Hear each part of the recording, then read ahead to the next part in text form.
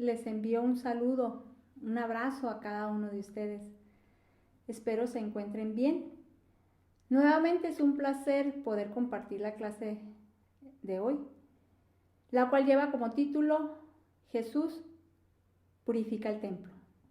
Esta clase la desarrollé porque creo que en este tiempo que estamos pasando es un tiempo en el que Dios está usando para limpiar nuestras vidas. Muchas cosas han cambiado, como nos hemos dado cuenta. Muchas cosas han cambiado.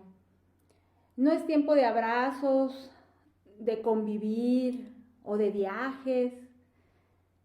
Dios ha permitido que en este tiempo podamos ver hacia nuestro interior. Y muchos de nosotros nos hemos enfrentado con nuestros temores.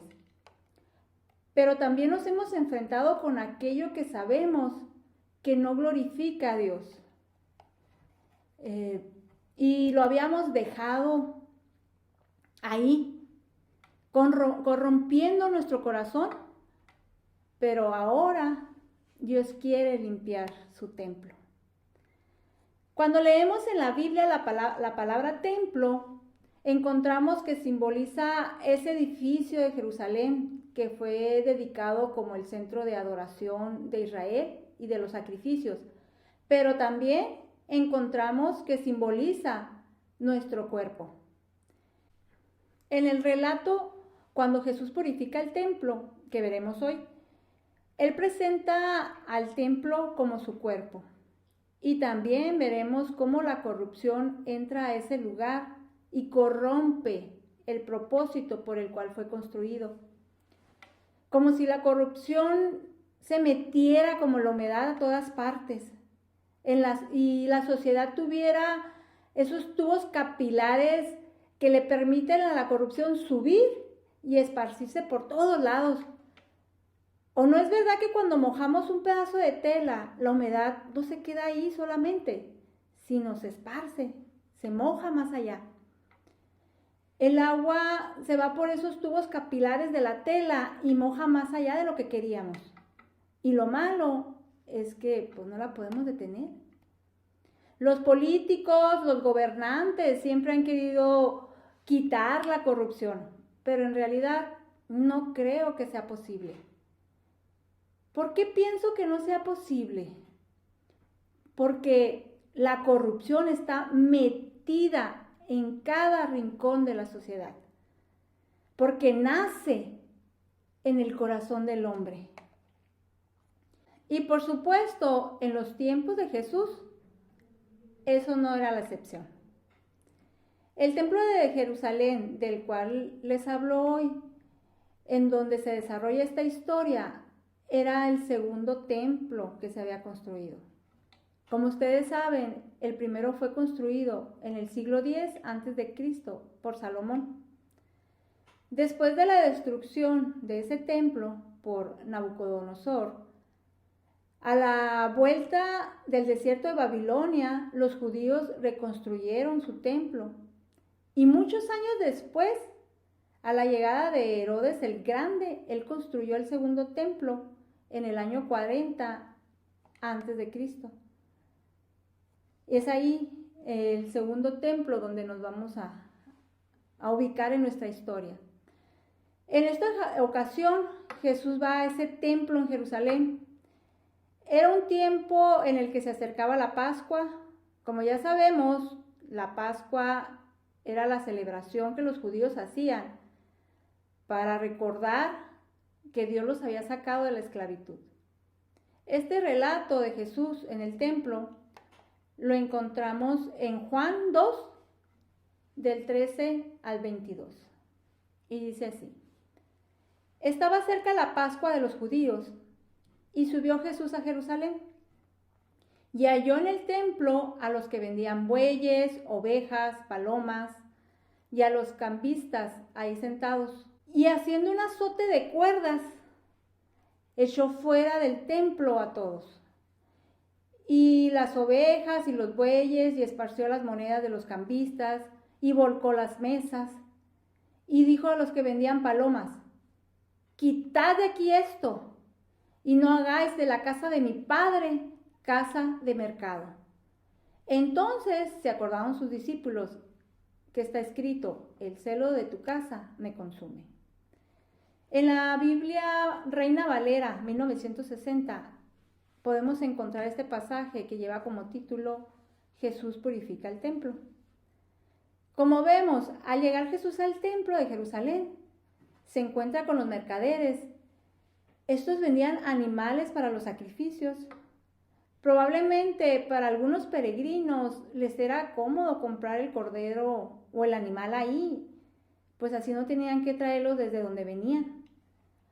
O también porque se supone que los animales que vendían en ese lugar eran animales sin defecto, como era requerido.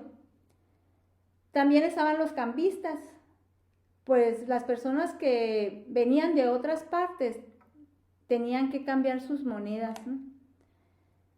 Podríamos pensar que todo esto se hacía con la buena intención de ayudar a la gente, pero sabemos que la corrupción puede corromper toda buena intención cuando se sale de su objetivo.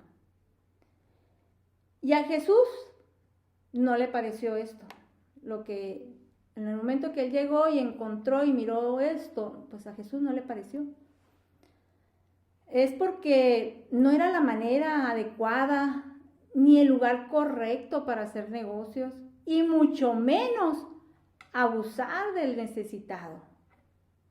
Por eso les dice, quitad de aquí esto y no hagáis de la casa de mi padre casa de mercado.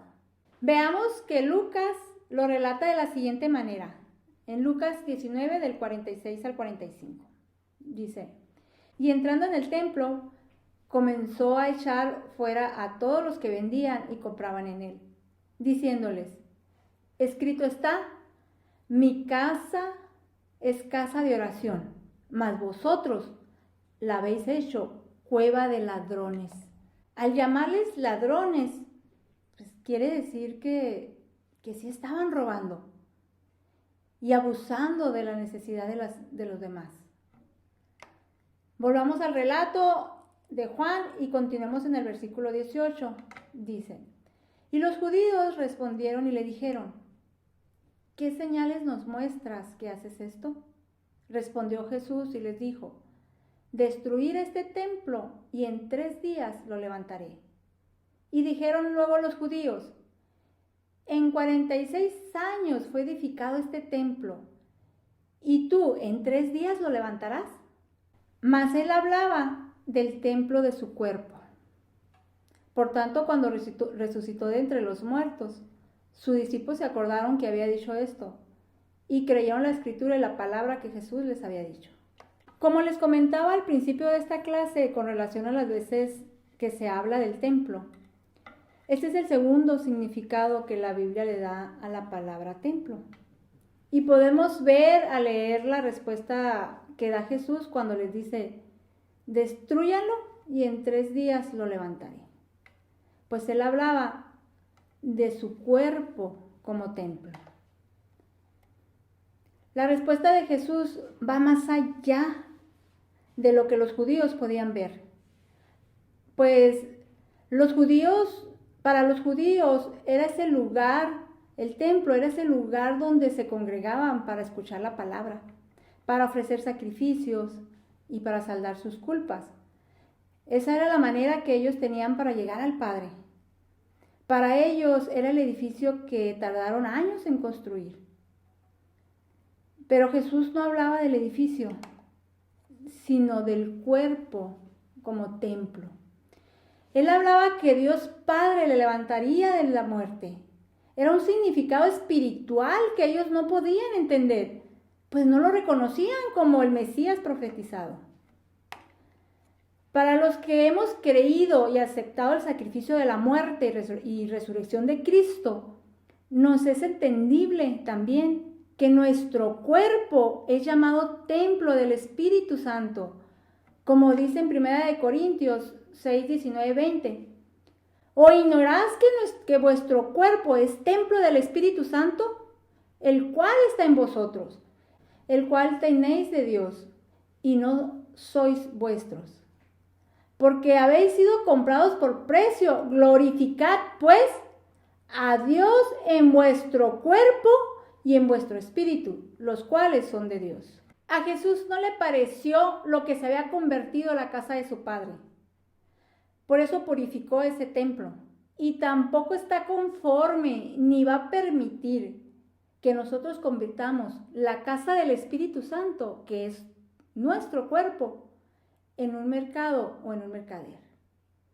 Por eso nos pide que huyamos de los pecados sexuales, pues contra nuestro propio cuerpo pecamos. Y también que limpiemos nuestro corazón de la mentira, el robo, la estafa, el abuso, el engaño. Estas cosas ensucian y dañan nuestra moral, nuestra integridad. Y al igual que la humedad, no se queda solo ahí en nosotros, sino que daña a la familia, a la iglesia, a la sociedad misma. También existen cosas que Dios quiere limpiar de nuestra vida, como son el temor, la inseguridad o el rencor que en ocasiones tenemos hacia las personas que nos han ofendido. En este tiempo, Dios quiere limpiarnos. Quiere limpiarnos para que seamos una mejor persona y podamos dar testimonio del cambio que Dios ha hecho en nosotros. ¿Por qué te digo que no estaba conforme o que Dios no va a permitir que dejemos la corrupción en nosotros? Porque Él pagó un alto precio por ti y por mí, para poder ser esa morada del Espíritu Santo. Porque Dios mira nuestro corazón y está interesado en limpiar y purificar nuestra vida. Porque Él es santo y nos quiere quitar cualquier cosa que pueda ensuciar nuestra relación con Él. Y así podamos glorificar a Dios con nuestro espíritu y también con nuestro cuerpo. Pues ambos, si tú le has entregado tu vida a Él, le pertenecen. Y celosamente Dios cuida de nosotros como el templo que somos. Recordemos que leíamos que los discípulos se acordaron de estas palabras: el celo de tu casa me consume. ¿O no es cierto que nosotros también celosamente cuidamos a los nuestros? Lo hacemos por el amor que les tenemos y hacemos cosas para que nada los dañe o los corrompa, que tengan una vida digna, una vida agradable y buena, que cada talento y don que Dios les da lo puedan disfrutar y utilizar de una manera eficiente.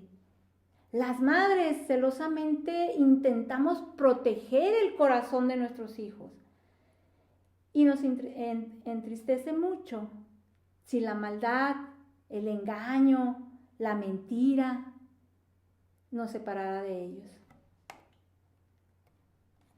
Dios quiere quitar de nosotros todo aquello que nos estorba para tener una buena relación o tener buenas relaciones, ya sea con Él, pero también con los demás. Para que seamos una persona que en lugar que destruya, edifique. Porque no sabemos. Podemos destruir cuando no sabemos respetar el amor de otro, porque no sabemos valorar la amistad del amigo y dañamos los sentimientos de los demás. Tenemos que ser ese templo, casa de oración, en donde se ofrece sacrificio de alabanza a Dios. Y al igual que David, busquemos el perdón de Dios si hemos permitido que la corrupción y la maldad y el pecado estén en nuestras vidas.